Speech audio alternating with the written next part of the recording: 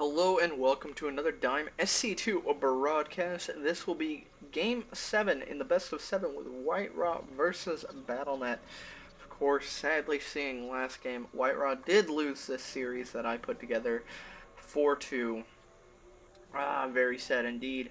But we'll have to see if he can redeem himself at least slightly to bring the series to 3-4. Sadly still not in his favor, but at least bring it up for the end of this. We do have Whiterot spawning here at the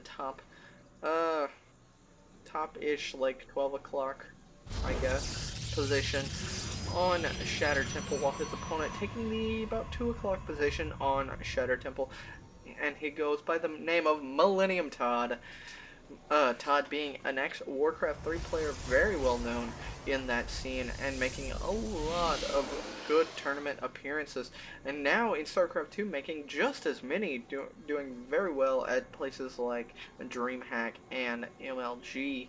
Not taking home any huge tournament wins yet, but still doing very well, being well known as a good Protoss.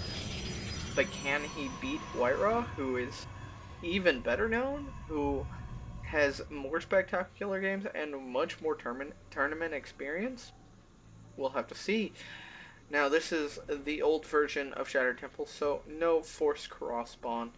And this is also the old version of PvP, so we could see 4-gate, we could see anything really. There's a lot of weird wonky stuff going on in PvP in this era, so we'll have to see if Whiterot can seem to pull out a win here on Shatter Temple.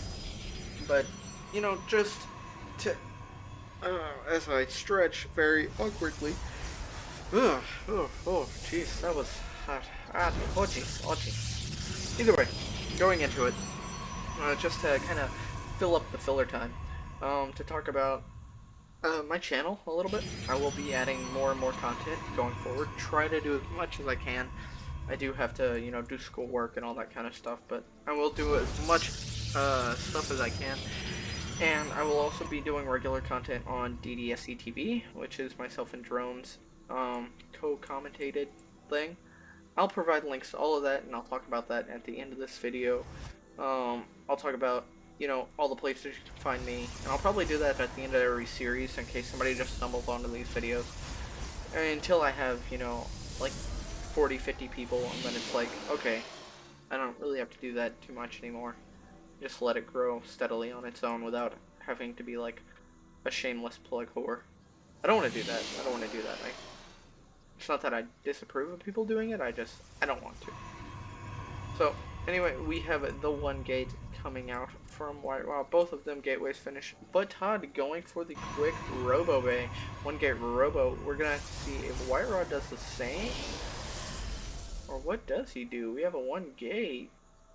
I'm not seeing any new any new buildings out of Whiterot. Are we gonna see like last game a 2-gate Expo? Oh, well, 1-gate Robo, but a much later robotics facility. So that's a little off, and we have a quick 2nd gate by Todd. So currently he's doing the same thing Whiterot is, but better.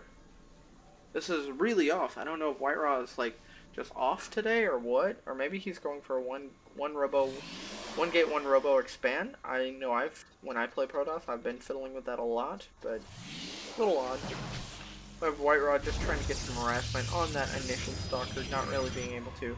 Whiterot going for the double Stalker instead of Stalker Sentry, and now throwing out 2 more gateways, pulling it into a 3-gate robo. Maybe expecting some sort of harassment? I don't really know.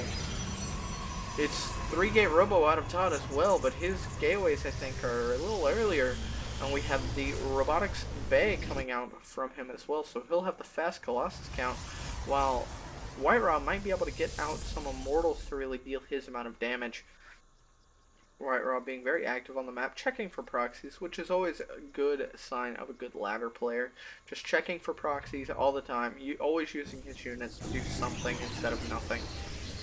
So, sadly, he doesn't have a Stalker in the main to maybe possibly catch this. So, trying not to yawn. It's currently like 3 in the morning. So tired, still have to encode some of these and then post them up. Yeah, so tired. Anyway, we have more stuff coming out of Whiterun, more stuff coming out of his opponent. Just kind of both sitting back. Very tension heavy right now. Like, I don't know, I feel the tension in this match as I accidentally moved the camera. Because both of them are sitting back, but both of them are doing, builds that might require some aggression to be put into it before they're effective. But we do have the expand coming out from Whiterun, so he's going less tech heavy. I don't know if that's going to help him. It's going to be on Todd to really put the pressure on to prevent this expansion from doing a ton of mining before he dies. I don't know. It's going to be on Todd to do damage. That's what I'm trying to say. Or Whiterun will win. But at the same time, it's also on Whiterun to defend any kind of early aggression. So we do have the Colossus coming out now. That'll be the first one, and he's chrono boosting the second. So maybe I've seen 3 Colossus push in PvP off of one base. Very much all in, but I mean it works. You get a high zealot count with it, and you roll with a few stalkers, a few sentries, lots of zealots, and about 3, sometimes 2 Colossi. But I don't know, is he gonna get Thermal Lance? He really needs it. Hope he doesn't forget it. He needs that for the range. Or Immortals could maybe get a little too close and pick him off. And we do see, continued Immortal production, so that's definitely going to go in Whiterun's favor a little bit. We see now 2 of these. Oh, and here comes the Thermal Lance. We're going to see, is there going to be a 3rd Colossus? Oh, but Whiterun getting a little sneaky, might want to drop 2 Immortals in the back of the base, maybe pick off some buildings, but no, he's going to have to pick those up and walk away. Oh, but he actually did a lot of nice damage to those stalkers. Sadly couldn't pick them off, was I think focusing a little too much on the pylon, and he's got the observer following it, so he's not going to be able to do too much. Or still only having a couple of zealots, 1 sentry, and a immortal over here, but having a high stalker count over at the front of Todd's base. Still wanting to do some drops here in the back, it seems, but the observer's going to catch this. And yep, Todd already reacting, putting his army back there just in case, but also keeping his army not too far back because he wants to support this front. We see the 3rd Colossus coming out, which should prompt Todd to get maybe aggressive in this game, but he really needs to be able to be safe about pulling his army away from the back. So we see 2 stalkers, probably 2 stalkers will be left behind, but no, the Warp Prism is going back to the base, and we should see Whiterun actually macroing up fairly well now, and slowly Todd's window of opportunity to push this is dwindling really far. He needs to make the push now, or this could be the end of him. Oh, and it looks like he does. He's listening to me from the future, or from the past. I'm from the future, he's from the past. Either way, he's listening, he's getting ready to push. And Whiterun not having all of his forces in the right location, all of these stalkers could be caught massively out of position, but the forces pull back just in time, and Whiterun already popped Guardian Shield, is pushing forward.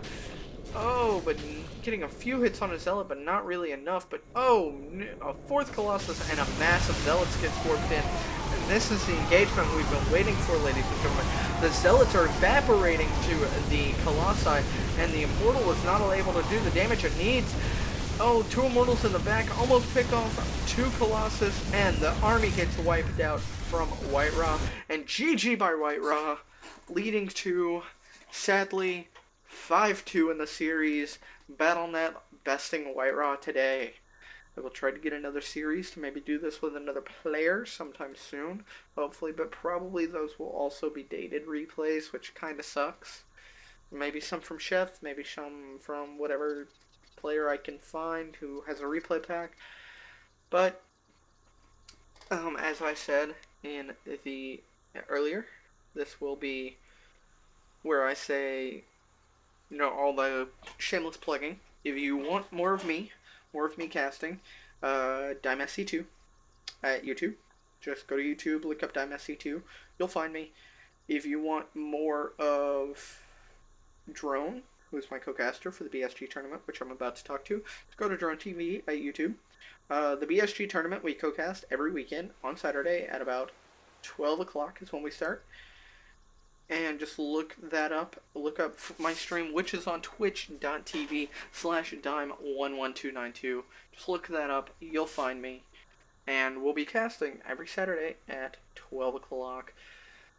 Also, if you want to compete, just go to Zeke.com, look up Jerome TV, and you'll find his tournament that he runs.